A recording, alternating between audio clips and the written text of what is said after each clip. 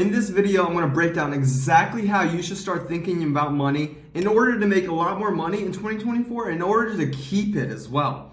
Here's the thing. A lot of these online gurus will tell you how to make the money, but no one tells you how to keep the money, where to invest it, what to do with it, how to allocate it, how to hold it, and the little limiting beliefs that come with making money. Because there's a lot of limiting beliefs that happen from when we were a child or whatever that we just soaked up from our parents or whoever else that hold us back from making more money. And so in this video, we're gonna break it all down. And so let's just dive right in.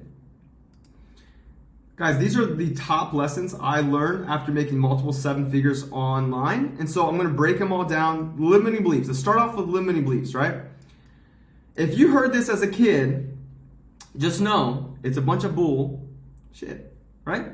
Limiting beliefs around money. Money is hard to get. Money does not grow on trees. It's made of paper, right? Like where else, like what else is it from, right? These things are told to you as a child to hold you back. Like they are not intentionally there to hold you back, right? But your parents said it because they believe it, because they learned it from someone else.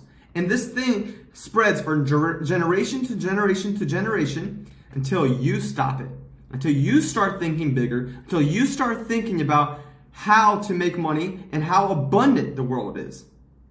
They print so much cash right now that there is no excuse not to have more cash, right? So guys, like if you think this stuff, it will hold you back from making more money, right? And so I just wanted to start with this because money is not hard to get, right? It's not. In the online space especially, it is not hard to get. You provide more value to a better clientele that can afford your service, provide more value, and you get compensated for it. Very, very, very simple. Money does not grow on trees. It's BS, right? That money printer is printing every freaking day. One thing I do want to say in the beginning of this video is just because your revenue goes up does not mean your expenses need to go up too. You started an online business to have freedom. You started an online business to have freedom, right? Not to be a slave to your business, not to be a slave to your clients, not to be like, man, I gotta close someone this month or everything falls apart.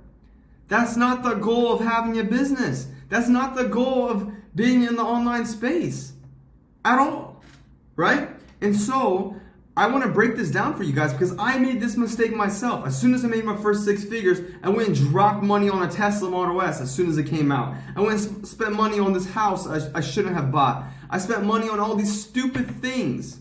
I bought Gucci flops once and then threw them out because they were so uncomfortable. Don't spend money on things that you don't need, right? So simple. I wish I knew this. Just because your revenue goes up does not mean your expenses need to go up. There's a fine line between more money you make and more money you keep, right? And this line keeps getting stretched out. And the more money you can stack up and the less reliant you are on the next client coming in and paying you, or you won't have to be desperate on the sales call because you have money sitting there in your account and you're not worried about paying your bills that month or the next month or the next month, right? The more free you feel, the happier you are. And that feels way better than any materialistic thing that you don't need to spend money on, right? Ties back to my second point. Having your back against the wall does not make you work harder. You make way better and more logical decisions when you're not stressed out 24/7. I promise you this, guys, I promise you, if you can get like a couple months worth of expenses in your account and you can make logical decisions in your life, everything will compound.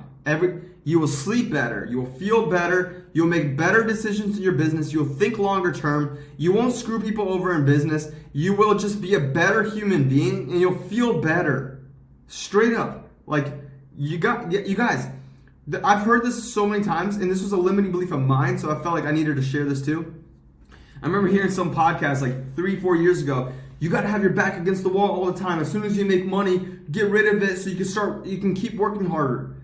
Stupidest thing in the world. I did that for like a year and a half. No, don't do that, right? Stack up a couple months reserves and I'll show you how to set it up. But This does not make you work harder. This makes you a slave to your business. There's no freedom in having your back against the wall, right? Cool. And so, yeah, guys, we got to make better decisions out here. And I promise you guys, it will compound. And so here's how I allocate money. And one thing I do want to say before I show you how to allocate money, and allocate is a special fancy little word for move money around. I learned it from my CPA who moves my stuff around, right? Well, I do it now, but at first we started doing all that stuff. It doesn't matter. Allocation means moving money around. One thing I do want to say is get a pulse on your bank account. Get a pulse on the money coming in, the money coming out. What are you spending your money on? Is it even worth it? How much money is coming in? Can you afford the lifestyle you have? Right? Get a pulse on this stuff, guys. Because a lot of you, and guys, the thing is, truthfully, I was 6 figures in debt. I bought a house, and COVID hit, and all this crazy stuff happened, and I was 6 figures in debt. Every card maxed out. I owed people money. It sucked. Life sucked, right? And I didn't check my bank account for like 6 months because I knew it was always in the negatives. And then I hired a mentor, and she's like, dude, check your bank account. Get it out of the negatives. Get it more positives. Get your first 10K in the account, 15, 20, 30K, 100K in your account, right? And so, guys, I want to tell you this because get a pulse on your bank account. Understand what's coming in, coming out. Delete the subscriptions you don't need, right? I have like every Hulu, Netflix, every single subscription. Like those are like little things, right? It doesn't matter. They're $100 a month, whatever. It's not that important.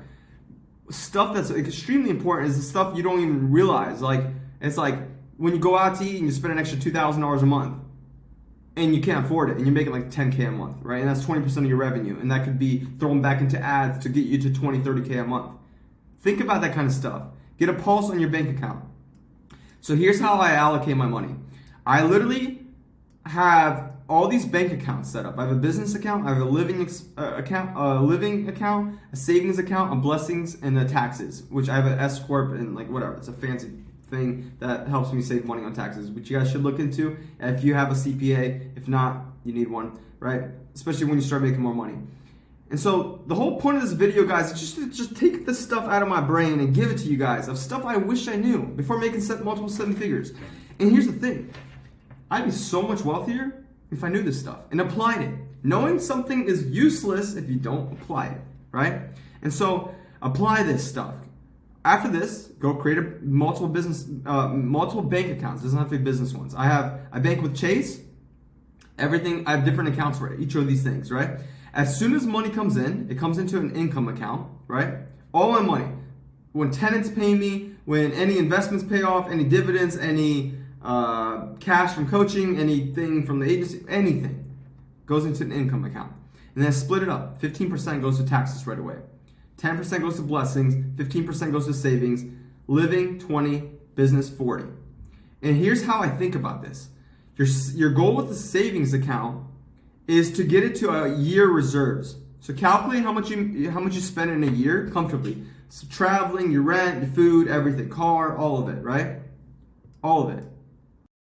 So it's lagging a little bit, don't worry about it. All right, so calculate how much it is a year for you. So calculate how much it is a year for you guys and figure out that number. That's your goal. Your goal is to save up that number in your account, right? Blessings, all that stuff, whatever. Like, you guys don't have to do that. I believe in giving money. So like, yeah, I do that. Business. Going back to savings though, get a year worth of reserves in your account. It took me like a year to get the 150K in there, right? Like, it took me a year, like a couple years ago, whatever, to get that money in there. It takes time, right? And so you stack it up slowly. Do 5%, 10%, 15% every month, every paycheck, every payout. Put it in the savings account. Try to live on way less than you need to. Business, I put more money in business. I don't need to. I just want to throw more money at ads so I can scale to the moon. And anytime I have more money in this business account than I know what to do with, I find another coach who can get me to 200K a month, 300K a month, 400K a month. Like, that's the stuff I'm thinking about now as I scale this new coaching offer. And so it's like, what can I do? Who do I need to hire? I already know the next guy I got to hire. He's 25K. All right, cool. The next guy, right? more coaches, more ad spend. This is how you scale up, and then whatever stuff you learn here, it just increases the amount of money that comes back into the income account. And you keep diversifying, you keep throwing more money at this whole thing. And so this is how I have it split up, guys. Feel free to do whatever you want. But I recommend that you have different bank accounts for different things. And here's the thing I'll say to end off this video, guys. When you set a goal and you put 15% in a savings account, or you put some certain amount in a different account to save it, or for bills, or for something, and Friday comes out, like it's Friday, right? And like you just want to go out with your friends and stuff. Do not transfer money from one account to the other because you want it. No. Or you want to buy the new car or something. Don't transfer money from taxes to this bills account. Live on what you can. The reason you have all those accounts is so you can see what you can live off of. Like what actually makes sense for you to live off of. And so I want you guys to start implementing this. I hope this helped. Let me know in the comments if this was useful. Hit that like button and subscribe. I'll see you on the next one.